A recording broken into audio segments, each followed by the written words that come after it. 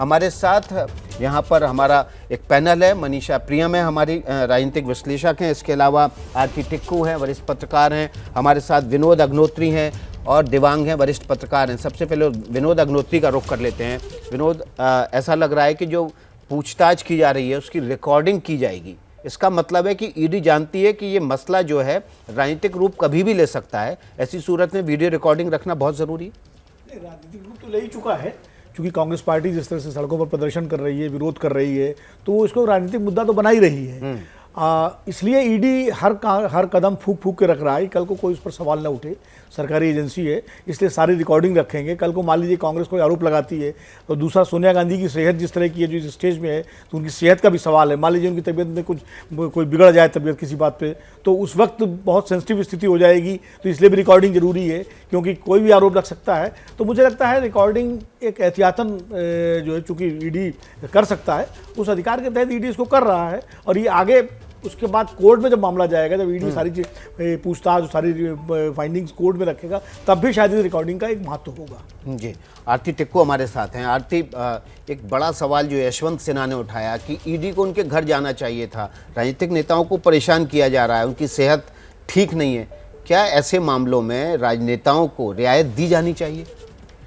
देखिए, ये तो बिल्कुल साफ सी बात है कि सोनिया गांधी की जो हेल्थ इशू है उसको भी पॉलिटिसाइज किया जा रहा है और बहुत ही बड़े लेवल पे दिखाया जा रहा है। सारा मीडिया का जो तमाशा हम देख रहे हैं, ये कोशिश की जा रही है कि सोनिया जी एक विक्टिम है, कि उन्होंने कोई गलत काम नहीं किए या गांधी परिवार ने कोई गलत काम नहीं किए, उनका कोई करप्शन में ये लेन देन नहीं है। वो तो इतनी बीमार है कि वो ईडी ऑफिस तक नहीं जा सकती। लेकिन अगर आप देखें कि सोनिया गांधी की जो एक्टिविटी है, पॉलिटिकल एक्टिविटीज़ है, उनका मिलना जुलना लोगों के साथ, उनका इनफैक्ट वीडियो कॉन्फ्रेंसेस में भी जो पार्टिसिपेशन होती है, वो सारी चीज़ें जो है, अगर वो आज की डेट में ये कह रहे कि वो बीमार है, तो बाकी एक्टिविटीज़ भी नहीं होनी चाहिए थी।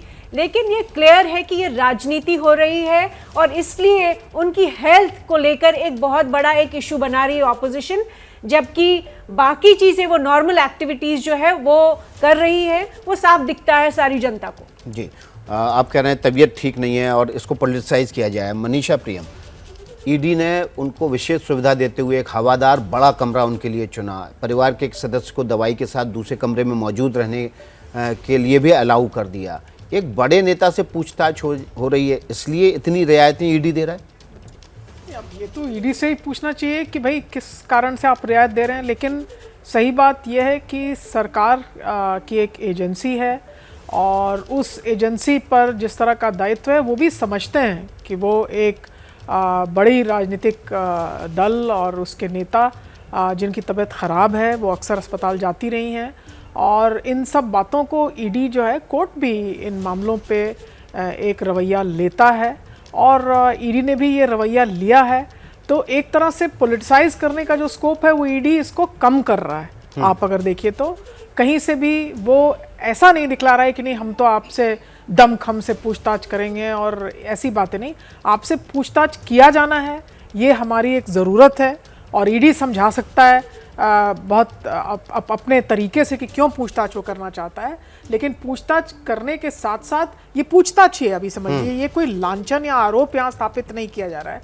तो इसके साथ साथ जो भी रियायतें देनी है सामने वाले को, वो अस्पताल में भी भर्ती थी और ये बातें एक तरह से पब्लिक नॉलेज है कि उनकी तबीयत खराब थी, तो ये रियायतें दी जा रही हैं। और एक अच्छा और कुशल प्रशासनिक विंग जो है उस पर आरोप लगते हैं, इसके बावजूद भी वो अपना सर नीचा करके अपना काम करता है। और ऐसा नहीं है कि हमारी संस्थाएं जो कोई अमानवीय संस्थाएं हैं, वो मानवीय मापदंडों के साथ जो प्रक्रिया है, जो प्रणाली है पूछताछ करना ही अपने आप में किसी के इज्जत या प्रतिष्ठा के ऊपर बट्टा नहीं लगाता। पूछताछ तो की जा सकती है और की गई है। पूर्व प्रधानमंत्रियों की भी पूछताछ की गई है, कांग्रेस के भी प्रधानमंत्रियों की पूछताछ की गई है, शाह कमीशन भी हुआ है, नरसिम्हा राव भी विज्ञान भवन में एक विशेष अदालत बनाई गई।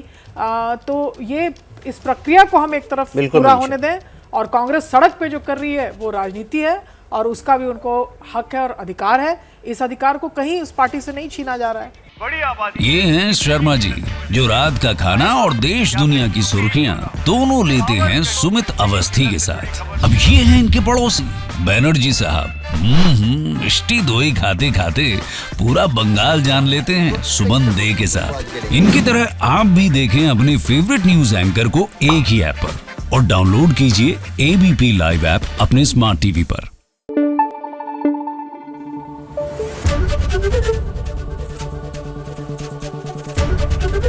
एबीपी न्यूज आपको रखे आगे।